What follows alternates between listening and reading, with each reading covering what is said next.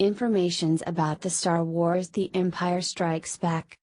The Empire Strikes Back, also known as Star Wars Episode V, The Empire Strikes Back, is a 1980 American epic discuss space opera film directed by Irvin Kershner. Lee Brackett and Lawrence Kasdan wrote the screenplay, with George Lucas writing the film's story and serving as executive producer. The second release in the Star Wars franchise, it was produced by Gary Kurtz for Lucasfilm Limited and stars Mark Hamill, Harrison Ford, Carrie Fisher, Billy D. Williams, Anthony Daniels, David Prowse, Kenny Baker, Peter Mayhew, and Frank Oz. The film is set 3 years after Star Wars. The Galactic Empire, under the leadership of the villainous Darth Vader and the Emperor Palpatine, is in pursuit of Luke Skywalker and the rest of the Rebel Alliance. While Vader chases a small band of Luke's friends Han Solo, Princess Leia Organa, and others across the galaxy, Luke studies the Force under Jedi Master Yoda. When Vader captures Luke's friends, Luke must decide whether to complete his training and become a full Jedi Knight or to confront Vader and save them. Following a difficult production, The Empire Strikes Back was released on May 21, 1980. It received mixed reviews from critics initially but has since grown in esteem, becoming the most critically acclaimed chapter in the Star Wars saga. It is now widely regarded as one of the greatest films of all time. It became the highest-grossing film of 1980 and, to date, has earned more than $538 million worldwide from its original run and several re-releases. When adjusted for inflation, it is the highest-grossing sequel of all time and the 12th highest-grossing film in North America. A sequel, titled Return of the Jedi, was released in 1983. In 2010, the film was selected for preservation in the United States National Film Registry by the Library of Congress for being culturally, historically, and aesthetically significant. Plot: 3 years after the destruction of the Death Star, the Rebel Alliance has been driven from their former base on Yavin 4 by the Galactic Empire. Princess Leia leads a contingent including Han Solo and Luke Skywalker in a new base on the icy planet Hoth. The Imperial fleet, led by Darth Vader, continues to hunt for the rebels' new base by dispatching probe droids across the galaxy. While investigating a potential meteor strike, Luke is captured by a Wampa. He manages to escape from its cave with his lightsaber, but soon succumbs from the sheer cold temperatures. The spirit of his late mentor, Obi-Wan Kenobi, instructs him to go to the Dagobah system to train under Jedi Master Yoda. He is found by Han, who uses the warmth of his dead Tauntaun for shelter and brings him back to base to recover. On patrol, Han and Chewbacca discover the asteroid is actually a probe droid, which alerts the Imperial fleet to the rebels' location. The Empire launches a large-scale attack, using AT-AT walkers to capture the base. Han and Leia escape on the Millennium Falcon with C-3PO and Chewbacca, but their hyperspace drive malfunctions. They hide in an asteroid field, where Han and Leia grow closer. Vader summons bounty hunters including the notorious Boba Fett to assist in finding the Falcon. Luke, meanwhile, escapes with R2-D2 in his X-Wing fighter and crash lands on the swamp planet Dagobah. He meets a diminutive creature who is revealed to be Yoda. After conferring with Obi-Wan's spirit, Yoda reluctantly accepts Luke as his pupil. After evading the Imperial fleet, Han sets a course for Cloud City, a floating gas mining colony in the skies of the planet Bespin hosted by Han's old friend, Lando Calrissian. Unknowingly, the Millennium Falcon has been tracked by Boba Fett. Shortly after they arrive, Lando leads the group into a trap and they are handed over to Darth Vader. Vader plans to use the group as bait to lure out Luke with the intent of capturing him alive and presenting him to his master, the Emperor. During his intensive training on Dagobah, Luke sees a premonition of Han and Leia in pain and, against Yoda's wishes, leaves to save them. Vader reneges on his agreement with Lando and takes Leia and Chewbacca into custody. He intends to hold Luke in suspended animation via carbon freezing, and as a test freezes Han in a block of carbonite. He hands the frozen Han over to Fett, who intends to leave for Tatooine to deliver Han to Jabba the Hutt to claim a bounty. Lando, who was unwillingly forced into cooperating with the Empire, initiates an escape and frees Leia and the others. They try to save Han but are unable to stop Fett from departing, and flee Cloud City in the Falcon. Luke arrives at Cloud City and falls into Vader's trap. The two engage in a lightsaber duel that leads them over the city's central air shaft where, as his mentors warned, Luke proves to be no match for Vader, who severs Luke's right hand, causing him to lose his weapon. After Luke refuses to join Vader against the Emperor, Vader reveals that he is Luke's father. Horrified, Luke falls through the air shaft. He is ejected beneath the floating city and makes a desperate telepathic plea to Leia, who senses it and persuades Lando to return for him in the Falcon. R2-D2 repairs the Falcon's hyperdrive, allowing them to escape the Imperial fleet and a now despondent Vader.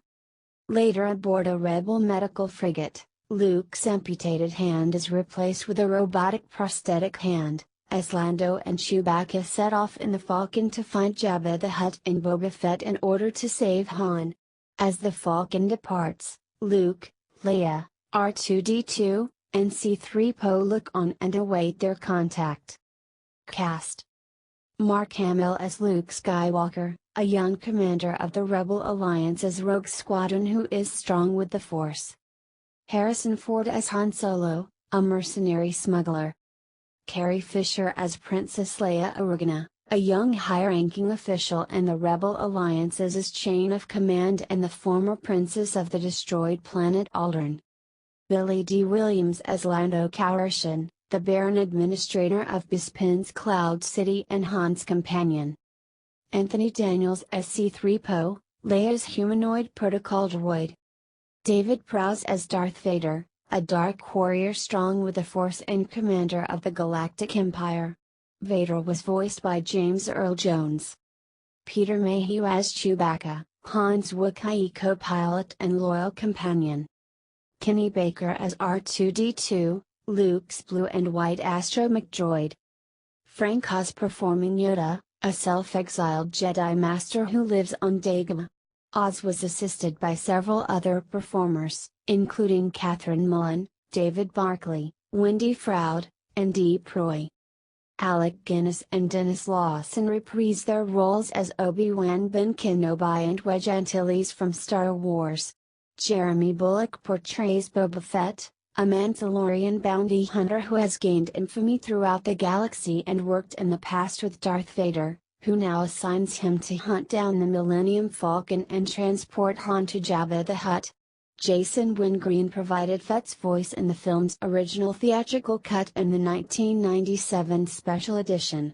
In the 2004 special edition, Timra Morrison, who played Jango Fett in Attack of the Clones and Commander Cody in Revenge of the Sith, replaced Wingreen as Fett's voice to create better continuity between the original and prequel trilogies. Bulloch also makes a cameo appearance as the Imperial officer who grabs Leia when she tells Luke to avoid Vader's trap. Clive Revill provides the voice of the Emperor, the ruler of the Galactic Empire and Darth Vader's aging Sith Master. While Clive Revill voiced the Emperor, Elaine Baker, the wife of makeup artist Rick Baker, appeared as Palpatine's physical form in the film's original theatrical cut and the 1997 special edition with superimposed chimpanzee eyes. Ian McDiarmid, who portrayed the Emperor in Return of the Jedi and the prequel trilogy, replaced both Baker and Revill as the Emperor in the 2004 DVD version, with filming taking place during the principal photography of Revenge of the Sith.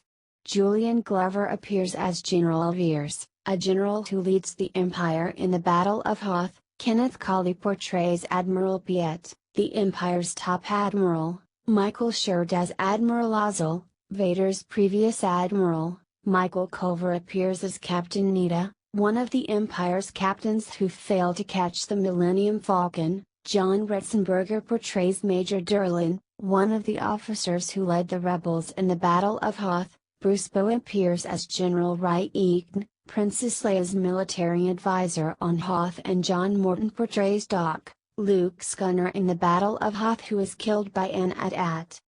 Production. George Lucas' 1977 film Star Wars exceeded all expectations in terms of profit, had a revolutionary effect on the film industry, and had an unexpected resonance as a cultural phenomenon. Lucas hoped to become independent from the Hollywood film industry by financing The Empire Strikes Back himself with $33 million from loans and the previous film's earnings, going against the principles of many Hollywood producers never to invest one's own money. Now fully in command of his Star Wars enterprise, Lucas chose not to direct The Empire Strikes Back because of his other production roles, including overseeing his special effects company Industrial Light and Magic, ILM, and handling of their financing. Lucas offered the role of director to Irvin Kershner, one of his former professors at the USC School of Cinematic Arts. Kershner was known for smaller-scale, character-driven films, but had more recently directed the intense true-life drama Raid on Entebbe, 1977, and the 1978 thriller Eyes of Laura Mars. Kershner initially turned Lucas down, citing his belief that a sequel would never meet the quality or originality of Star Wars. He called his agent, who immediately demanded that he take the job. One writing. Lucas hired science fiction author Lee Brackett to write Star Wars 2 with him. They held story conferences and, by late November 1977, Lucas had produced a handwritten treatment called The Empire Strikes Back. The treatment is similar to the final film, except that Darth Vader does not reveal he is Luke's father. In the first draft that Brackett would write from this, Luke's father appears as a ghost to instruct Luke. Brackett finished her first draft in early 1978. Lucas has said he was disappointed with it, but before he could discuss it with her, she died of cancer. With no writer available, Lucas had to write his next draft himself. It was this draft in which Lucas first made use of the episode numbering for the films. Empire Strikes Back was listed as Episode 2. As Michael Kaminsky argues in The Secret History of Star Wars, the disappointment with the first draft probably made Lucas consider different directions in which to take the story. He made use of a new plot twist. Darth Vader claims to be Luke's father. According to Lucas, he found this draft enjoyable to write, as opposed to the year-long struggles writing the first film, and quickly wrote 2 more drafts, both in April 1978. He also took the script to a darker extreme by having Han Solo imprisoned in carbonite and left in limbo. This new story point of Darth Vader being Luke's father had drastic effects on the series. Michael Kaminsky argues in his book that it is unlikely that the plot point had ever seriously been considered or even conceived of before 1978, and that the first film was clearly operating under an alternate storyline where Vader was separate from Luke's father. There is not a single reference to this plot point before 1978. After writing the second and third drafts of Empire Strikes Back in which the point was introduced, Lucas reviewed the new backstory he had created. Anakin Skywalker was Ben Kenobi's brilliant student and had a child named Luke, but was swayed to the dark side by Emperor Palpatine, who became a Sith and not simply a politician. Anakin battled Ben Kenobi on the site of the volcano and was wounded, but then resurrected as Darth Vader. Meanwhile, Kenobi hid Luke on Tatooine while the Republic became the Empire and Vader systematically hunted down and killed the Jedi. With this new backstory in place, Lucas decided that the series would be a trilogy, changing Empire Strikes Back from Episode 2 to Episode 5 in the next draft. Lawrence Kasdan had just completed writing Raiders of the Lost Ark, and the screenplay impressed Lucas, who hired him to write the next drafts with additional input from director Irvin Kershner. Kasdan, Kershner, and producer Gary Kurtz saw the film as a more serious and adult film, which was helped by the new, darker storyline, and developed the series from the light adventure roots of the first film. One of two effects.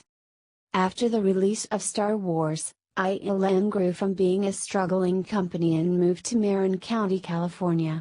The Empire Strikes Back provided the company with new challenges. Whereas Star Wars mostly featured space sequences, The Empire Strikes Back featured not only space dogfights but also an ice planet battle opening sequence and elements of cities that floated among the clouds. For the battle scenes on the ice planet Hoth, the initial intent was to use blue screen to composite the Imperial walkers into still shots from the original set. Instead, an artist, Michael Pangrazio, was hired to paint landscapes, resulting in the Imperial walkers being shot using stop-motion animation in front of the landscape paintings. The original designs for the AT-ATs were, according to Phil Tippett, big armored vehicles with wheels. Many believe the finished design was inspired by the Port of Oakland container cranes, but Lucas denied this. In designing the Jedi Master Yoda, Stuart Freeborn used his own face as a model and added the wrinkles of Albert Einstein for the appearance of exceptional intelligence. Sets for Dagobah were built 5 feet above the stage floor, allowing puppeteers to crawl underneath and hold up the Yoda puppet. The setup presented communication problems for Frank Oz, who portrayed Yoda, as he was underneath the stage and unable to hear the crew and Mark Hamill above. Hamill later expressed his dismay at being the only human character on set for months. He felt like a trivial element on a set of animals, machines, and moving props. Kershner commended Hamill for his performance with the puppet. One of 3 filming. Filming began in Norway, at the Hardangerfjorden Glacier near the town of Finse, on March 5, 1979. Like the filming of Star Wars, where the production in Tunisia coincided with the area's first major rainstorm in 50 years, the weather was against the film crew. While filming in Norway, they encountered the worst winter storm in 50 years. Temperatures dropped to -20 degrees Fahrenheit, -29 degrees Celsius, and 18 feet, 5.5 meters, of snow fell. On one occasion, the crew were unable to exit their hotel. They achieved a shot involving Luke's exit of the Wampa Cave by opening the hotel's doors and filming Mark Hamill running out into the snow while the crew remained warm inside. Mark Hamill's face was scarred in a motor accident that occurred between filming of Star Wars and The Empire Strikes Back. Despite reports to the contrary, the scene in which Luke gets knocked out by the Wampa was not added specifically to explain this change to Hamill's face. Lucas admitted that the scene helped the situation, though he felt that Luke's time fighting in the rebellion was sufficient explanation. The production then moved to Elstree Studios in London on March 13, where over 60 sets were built, more than double the number used in the previous film. A fire in January on Stage 3, during filming of Stanley Kubrick's The Shining, forced the budget to be increased from $18.5 million to $22 million, and by July the budget increased $3 million more. Filming finished by mid-September. One memorable exchange of dialogue was partially ad-libbed. Originally a scene in which Princess Leia professed her love to Han Solo, with Han replying "I love you too." Harrison Ford felt the characterization was not being used effectively, and Kershner agreed. After several takes, the director told the actor to improvise on the spot, and Ford changed Solo's line to "I know." During production, great secrecy surrounded the fact that Darth Vader was Luke's father. The film includes a brief image of Vader with his mask off, facing away from the camera. For the original viewers of the film, this scene made it clear that Vader is not a droid. Like the rest of the crew, Prowse, who spoke all of Vader's lines during filming, was given a false page that contained dialogue, with the revelatory line being "Obi-Wan killed your father." Hamill did not learn of the plot point until just before the scene was filmed. Astounding the actor, Kirshner advised him to ignore Prowse's dialogue and use your own rhythm.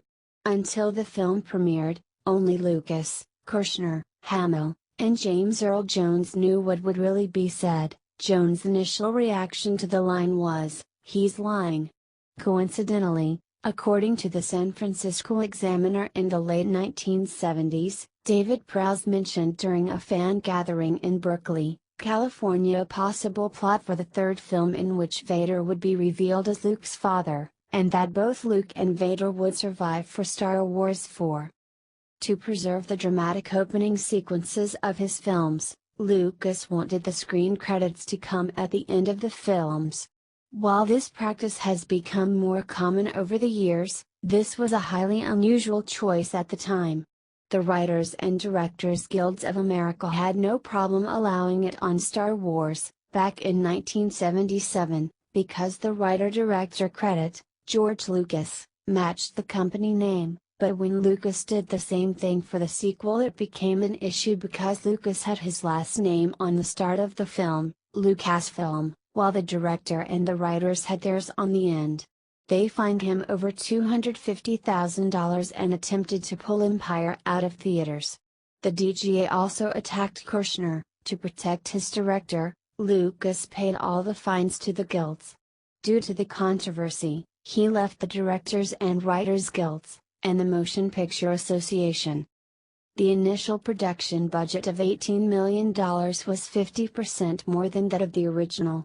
After the various increases in budget, The Empire Strikes Back became one of the most expensive films of its day, and after the bank threatened to pull his loan, Lucas was forced to approach 20th Century Fox. Lucas made a deal with the studio to secure the loan in exchange for paying the studio more money, but without the loss of his sequel and merchandising rights. After the film's box office success, unhappiness at the studio over the deal's generosity to Lucas caused studio president Alan Ladd Jr. to quit. The departure of his longtime ally caused Lucas to take Raiders of the Lost Ark to Paramount Pictures. Themes. Like its predecessor, The Empire Strikes Back draws from several mythological stories and world religions. It also includes elements of 1930s film serials such as Flash Gordon, a childhood favorite of Lucas, that similarly featured a city afloat in the sky.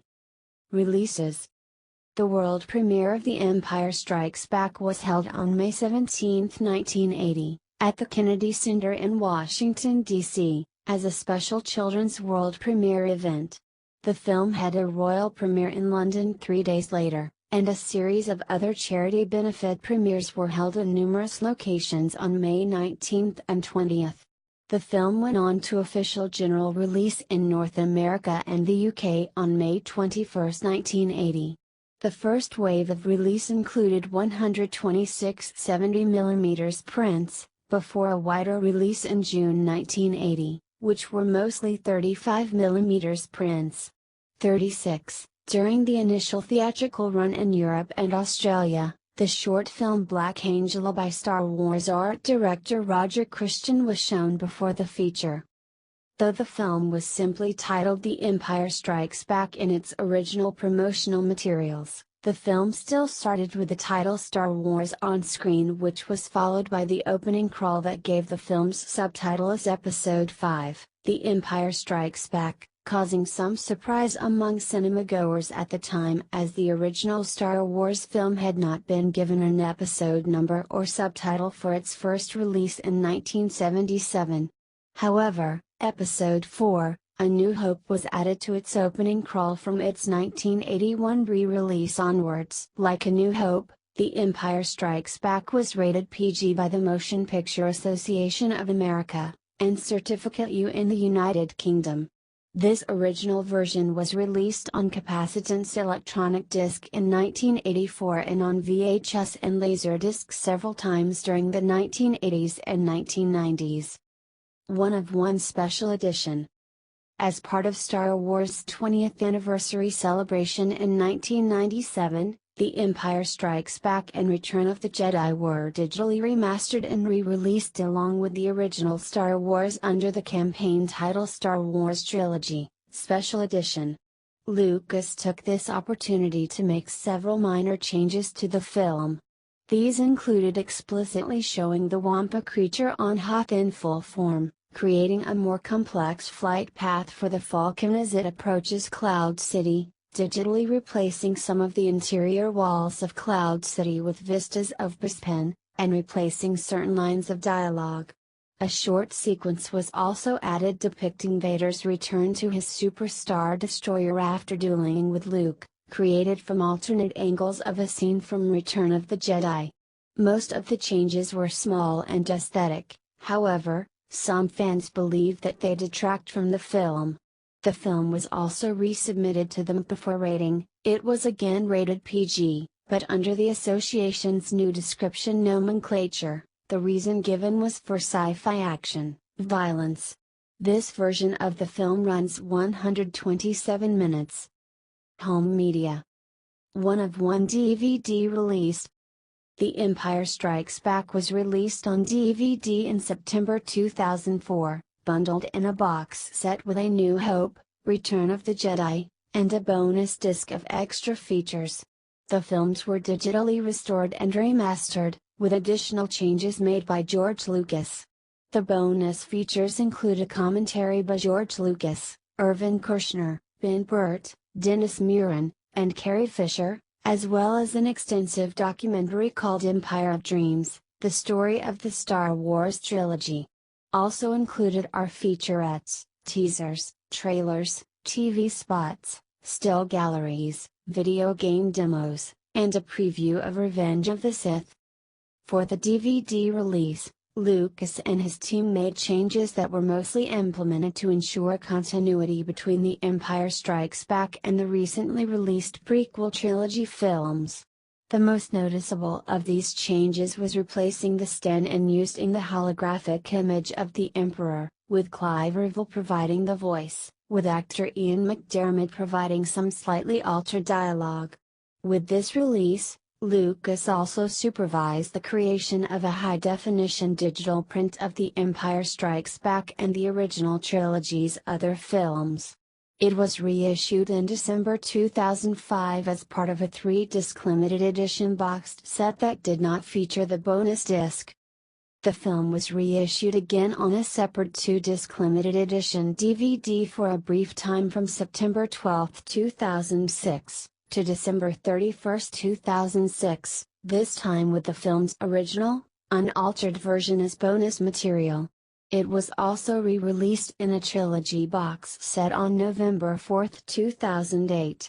There was controversy surrounding the initial release, because the DVDs featured non-anamorphic versions of the original films based on Laserdisc releases from 1993, as opposed to newly remastered, film-based high-definition transfers. Since non-anamorphic transfers failed to make full use of the resolution available on widescreen televisions, many fans were disappointed with this choice. 1 of 2 Blu-ray release. On August 14, 2010, George Lucas announced that all 6 Star Wars films in their special edition form would be released on Blu-ray disc in fall 2011.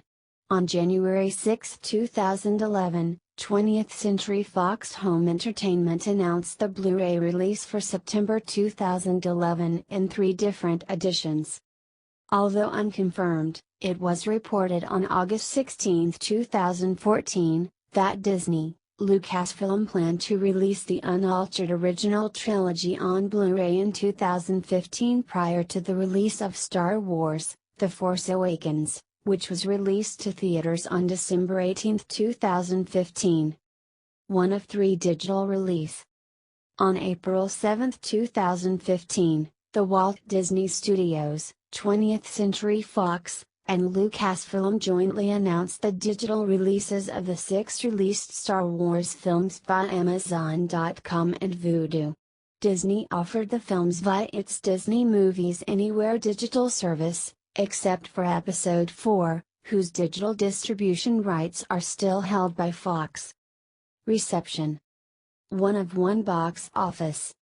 The Empire Strikes Back premiered at a limited number of theaters, and those all in large metropolitan areas because it was first released only on 70mm film, for which only the largest and most prosperous film theaters had projectors. It was many weeks later that the film was released on standard 35mm film for other film theaters in North America and around the world. Within 3 months of the release of The Empire Strikes Back, Lucas had recovered his $33 million investment and distributed $5 million in bonuses to employees. The film grossed $10,840,307 on its opening weekend in limited release. It earned $209,398,025 during its first 1980 run in the United States. When The Empire Strikes Back returned to cinemas in 1997, it grossed $21,975,993 on its first weekend of re-release.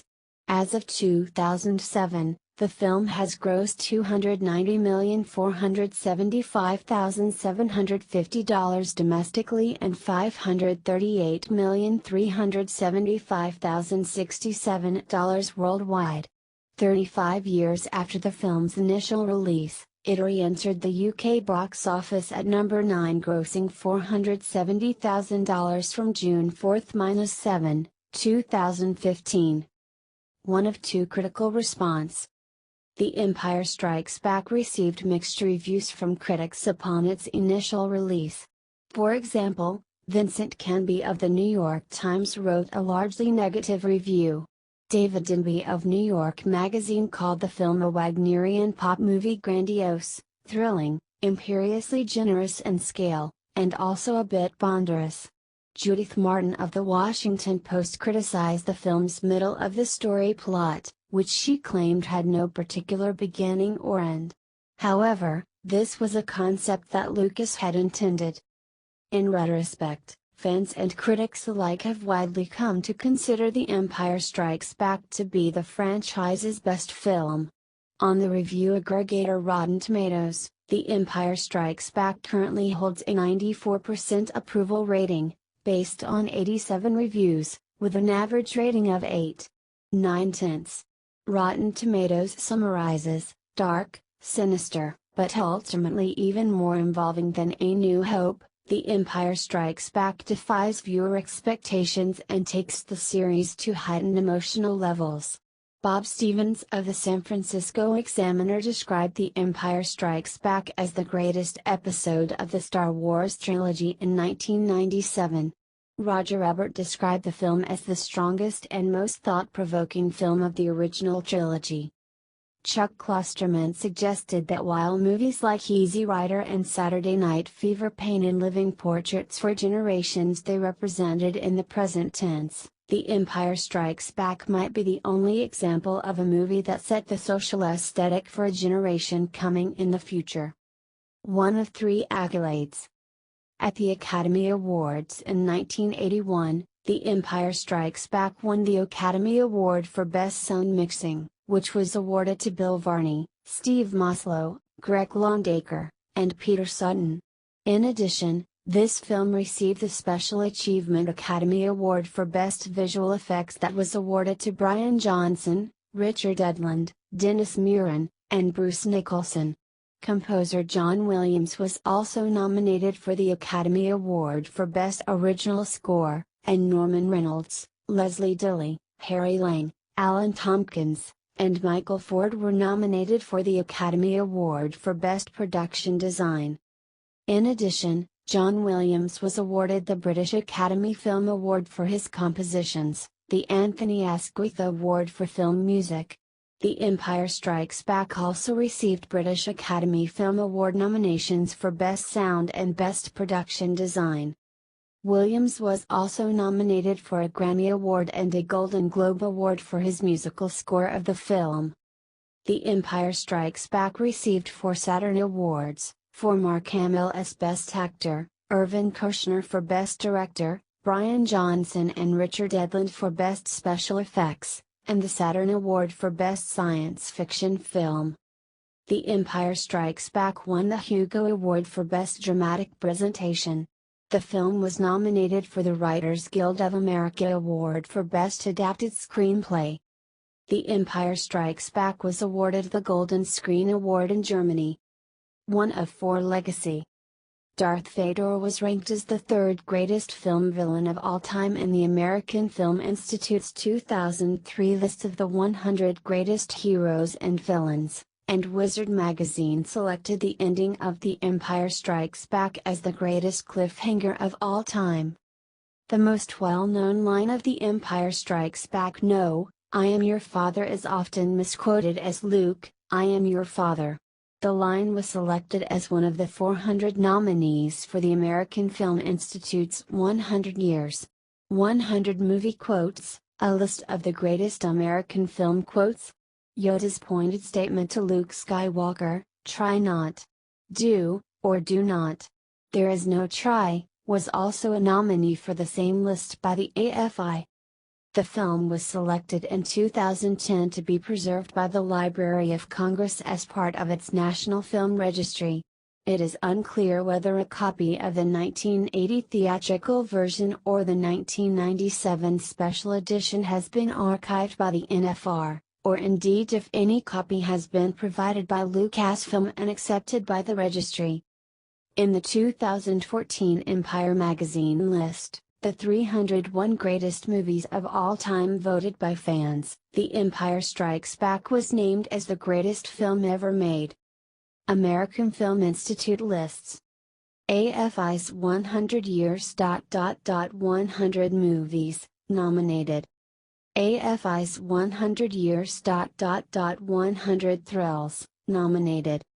AFI's 100 Years. 100 Heroes and Villains, Darth Vader, number 3 villain.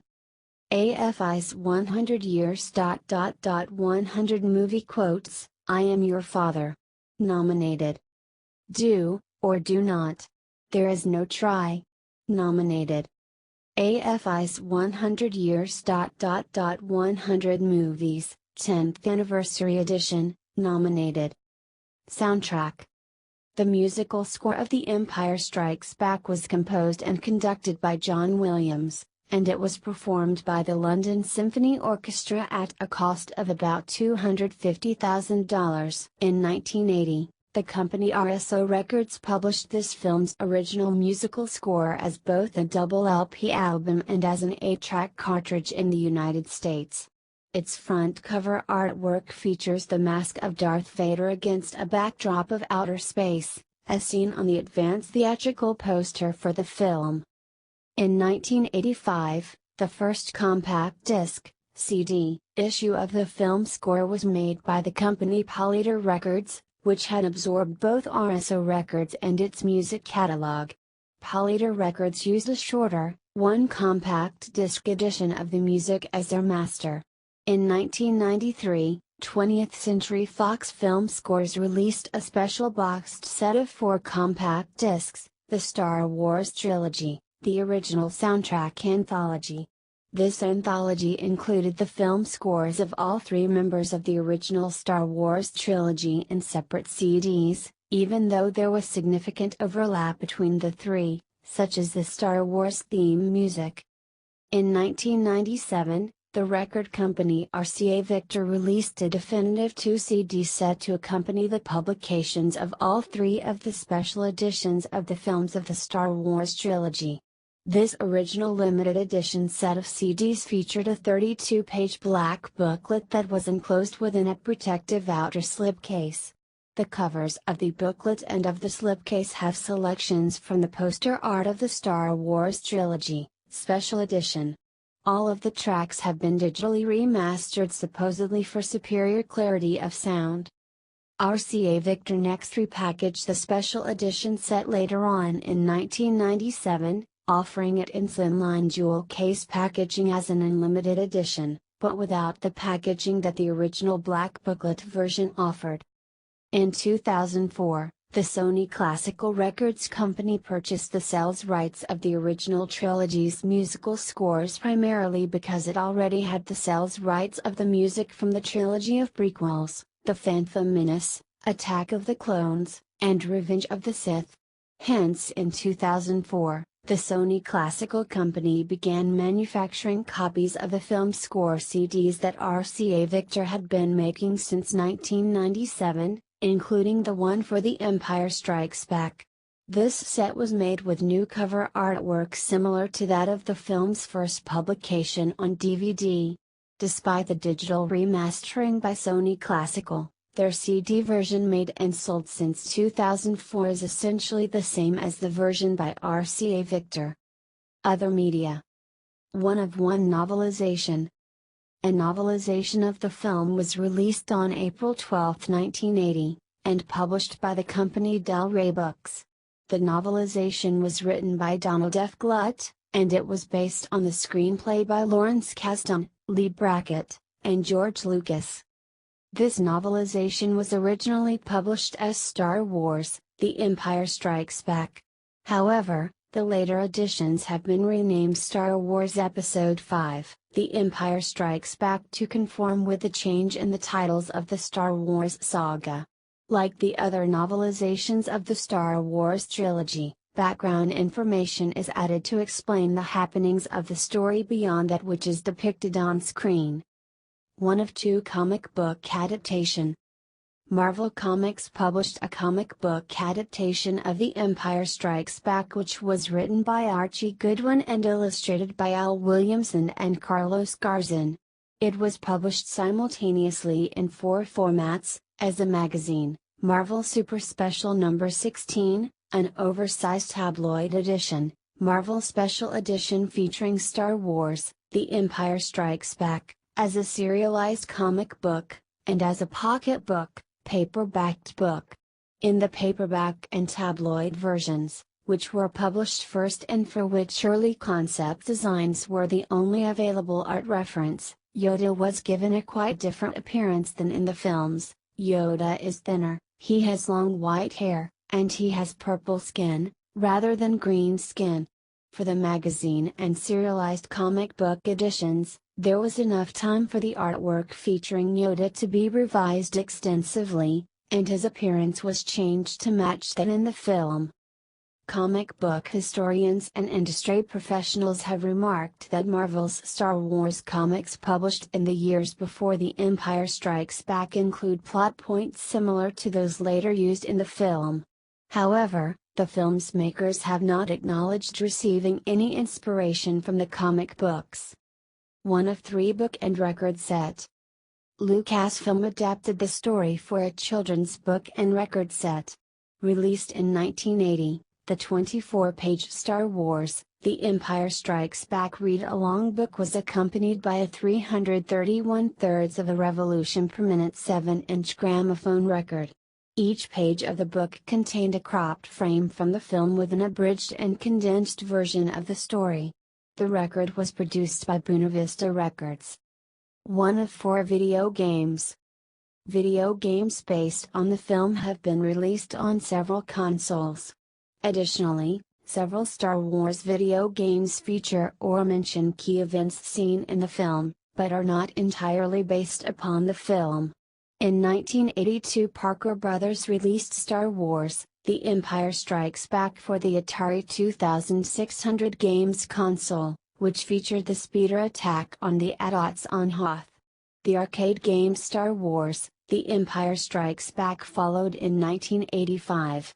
The game features familiar battle sequences and characters played from a first-person perspective. Specific battles include the Battle of Hoth and the subsequent escape of the Millennium Falcon through an asteroid field. A conversion was released in 1988 for the ZX Spectrum, Amstrad CPC, Commodore 64, BBC Micro, Atari ST and Commodore Amiga. In 1992, JVC released the LucasArts-developed video game also titled Star Wars: The Empire Strikes Back for the Nintendo Entertainment System, NES, console. The player assumes the role of Luke Skywalker and maneuvers through Skywalker's story as seen in the film. In 1992, Ubisoft released a version for the Game Boy. Like its previous incarnation, it follows the story of Luke Skywalker. Super Star Wars: The Empire Strikes Back was developed for the console Super Nintendo Entertainment System, SNES, by LucasArts and was released by JVC in 1993.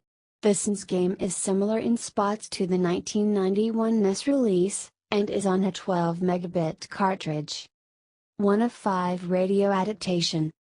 A radio play adaptation of The Empire Strikes Back was written by Brian Daly, and was produced for and broadcast on the National Public Radio Network in the US during 1983.